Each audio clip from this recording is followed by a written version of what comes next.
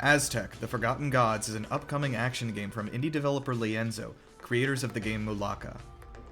This studio, based out of Chihuahua, Mexico, has twice now dived into the mythological roots of their homeland to produce some interesting settings that we haven't yet seen in gaming.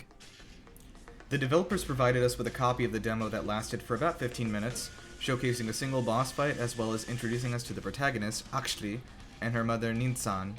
While we didn't get too much backstory or explanation from the exposition in the demo, I was able to gather that this game takes place in a futuristic world based on Aztec culture. You might think of Black Panther, but for Aztecs.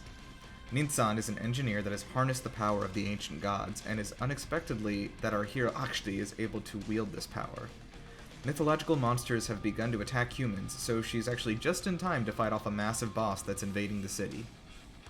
Being that this is an action game, I'd like to focus most of this talking on the actual combat. So, first and foremost, you have a jetpack arm, which is pretty neat. It's a little bit hard to control at first. In fact, I think my only complaint with this demo is that it took me a little bit longer than I would have liked to get a hold of the controls. Probably about, I would say more of the boss fight was spent figuring out the control scheme than it was actually fighting the boss. I was playing this game on Steam with an Xbox controller, running it at 120 frames per second and at high definition. So one interesting thing was that the jetpack arm kind of moves at a parallel to the ground. It doesn't actually raise you up into the air very much. So the way that you are supposed to change verticality while flying around with the jetpack arm is by smashing yourself into walls. So hitting yourself directly into a wall rockets you vertically up the wall. This was kind of counterintuitive at first, but as I got into it, it became more and more fun. You can see that during this boss fight, I was basically having to circle around the boss, jump through these rings that replenish my jetpack fuel, which you normally have to replenish by touching your feet on the ground, and just kind of staying aerial while picking apart different parts of the body to attack and dodging its attacks. So one thing was that I never quite got the hang of how to dodge its attacks. It's very hard to change vertically where you are enough to dodge those that dome attack without being near a wall at that second. So it does require a little bit of planning ahead. I got lucky most of the time. Basically the idea was to rocket around, look for opportunities, and if you were close by enough, the arm automatically targets one of the body parts that you're meant to attack, and you zoom towards it. I really like how the health was done in this game. It seems conducive to how the gameplay is supposed to work. Basically, every time you punch something, you build up a little bit of a healing meter, and then you can press up on the D-pad at any time to completely re-heal yourself and empty the sort of little chamber that you've been building up of health power. So it does keep you on the move, it keeps you fighting, and I like the feeling, I suppose, the feedback of striking the enemies felt really good. Especially with the rumble in the controller, it really did feel like a very solid action game for an indie developer. Like, the attacking is basically, in the demo at least, confined to just pressing the X button.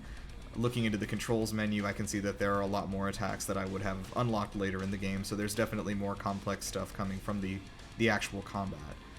But for now, just from the demo, flying around felt really good.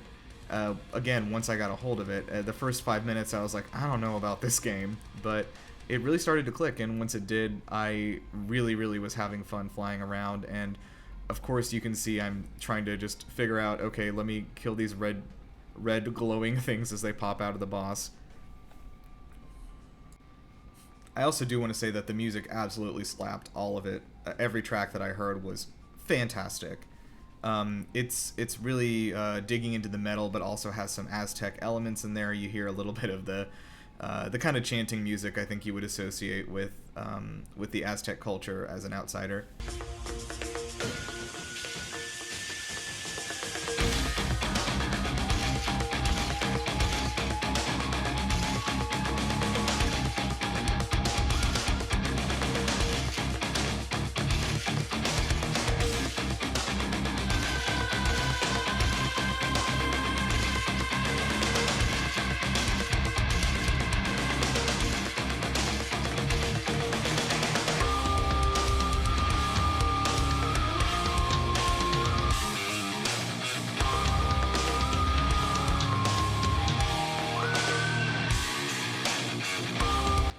No gods, no kings, only vibes. I already had my eye on this from a previous presentation, but after getting my hands on it, I definitely can say that there is not an indie action game I am more excited for than this one. This was originally scheduled to release in December 2021, but I believe that it is coming out in Q1 2022 right now, or is scheduled for that at least. I'm really excited to see what these developers come up with. I hope that the action gets a little more in-depth as we go through the story, but like I said, the control menu seems to indicate that it will, and I think I saw a little bit of a hint about a rocket punch in there, which I'm excited about trying out. So yeah, definitely keep an eye out on this one. You can wishlist this on Steam right now. I believe it is also coming out on Nintendo Switch on the same day. Thanks for watching. This has been Nirav. If you want to give me a follow, I am at Gondeezy on Twitter. That'll be in the description right there. And yeah, make sure to like and subscribe to GameLuster for more content like this, more looks at upcoming indie games, and what to watch out for.